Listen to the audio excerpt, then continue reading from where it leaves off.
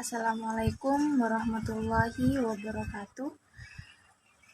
Di sini saya akan menjelaskan riwayat hidup dan karya Karl Marx. Karl Marx mempunyai nama lengkap dari Heinrich Marx. Ia dilahirkan pada tanggal 5 Mei 1818 Masehi di kota Trier, Prusia, sebelah perbatasan barat Jerman. Ia dilahirkan di tengah keluarga Yahudi. Ayahnya Heinrich Marx adalah seorang pengacara Yahudi. Karena adanya tekanan dari pemerintah Rusia, maka seluruh keluarga Marx pindah agama masuk agama Kristen Protestan. Walaupun masyarakat di kota terbanyak yang memeluk Kristen Katolik, hal ini tidak terlepas dari keinginan sang ayah untuk bekerja sebagai seorang notaris. Karl Marx menamatkan sekolah menengah awal pada saat berumur 17 tahun. Kemudian ia melanjutkan pendidikannya ke sekolah menengah atas. Kegeniusan Marx benar-benar sudah terlihat sejak kecil pada saat duduk di sekolah menengah atas. Setelah lulus sekolah menengah atas, keinginan ayahnya, Karl Marx melanjutkan pendidikannya. Karl Marx melanjutkan pendidikannya ke perguruan tinggi di Fakultas Hukum Universitas Bonn. Ayahnya berharap semoga Marx melanjutkan karirnya sebagai seorang notaris. Di Universitas Berlin, Marx bergabung dengan kelompok studi yang mengikuti ajaran filsafat Hegel. Kelompok studi tersebut bernama Hegelian Muda. Disinilah awal dari keradikalan dan kritisan pikiran-pikirannya dengan penekanan pada rasionalitas kebebasan. Pada tahun 1841, Marx mendapatkan gelar doktor dari Universitas Jena dengan disertai tepatnya perbedaan antara filsafat dan demokratis dan filsafat alam Epicurus.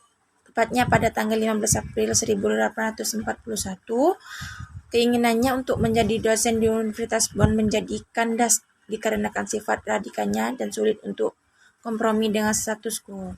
Akhirnya Marx terjun ke dunia wartawan di sebuah koran oposisi yang berhaluan liberal progresif Kohin yang bernama Zeitung. Cukup sekian presentasi dari saya. Kurang lebihnya Assalamualaikum warahmatullahi wabarakatuh. Perkenalkan, nama saya Nasrul Minallah. Di sini saya akan melanjutkan penjelasan dari saudari Fitriatun Najah, yaitu B. Kesadaran palsu dalam mendukung struktur ekonomi. Kesadaran palsu adalah kebalikan dari kesadaran kelas, individualis daripada kolektif di alam. Menghasilkan pandangan diri sebagai suatu kesatuan dan terlibat dalam persaingan dengan orang lain, status sosial dan ekonomi seseorang, bukan sebagai bagian dari kelompok dengan pengalaman terpadu, perjuangan dan kepentingan.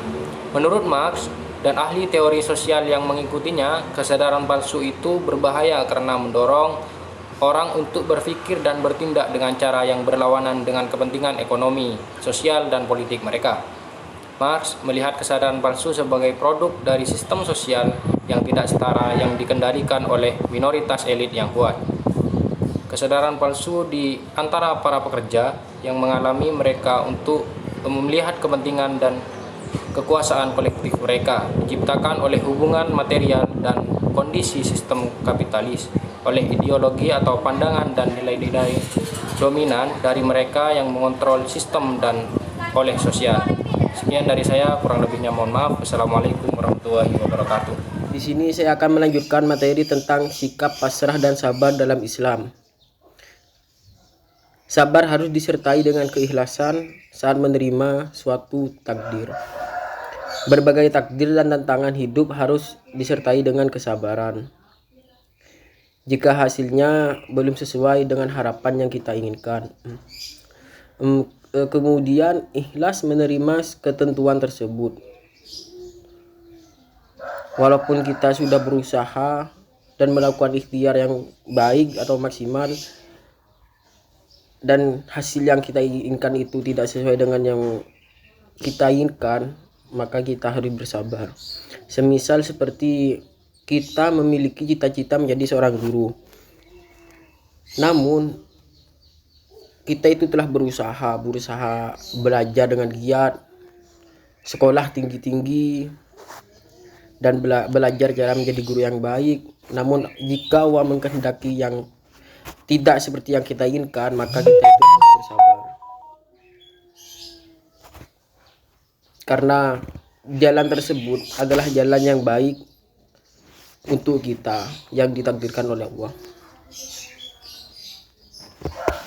Sabar dan ikhlas bukan pasrah pada keadaan, akan tetapi menerima ketentuan Allah SWT bahwa Sang Pencipta belum mengizinkan kita untuk meraihnya.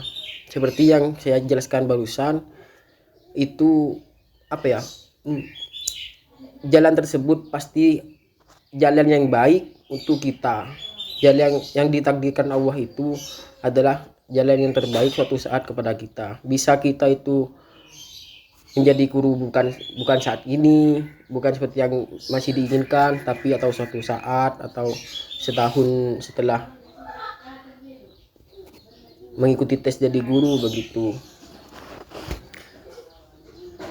Allah Subhanahu wa taala maha tahu apa yang terbaik untuk hambanya, sehingga setiap manusia harus berbaik sangka atas segala keputusannya.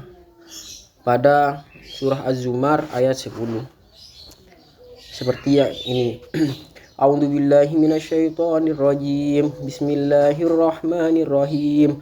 Qul ya ibadiyalladzina amanu taqu rabbakum lilladzina ahsanu fi hadhid dunya hasanah wardullahi wasi'ah innama yuwaffas sabiruna ajrahum bighairi hisab. Shadaqallahul adzim. Artinya, katakanlah Muhammad, wahai hamba-hambaku yang beriman, bertakwalah kepada Tuhanmu.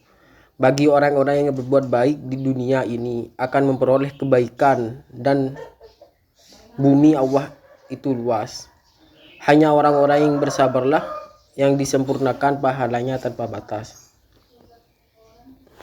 Jika seorang mendapatkan suatu takdir atau gagal dalam suatu hal, ikhtiar harus terus kembali dilakukan dengan memperbaiki cara melakukannya sebatas apa yang kita lakukan itu benar.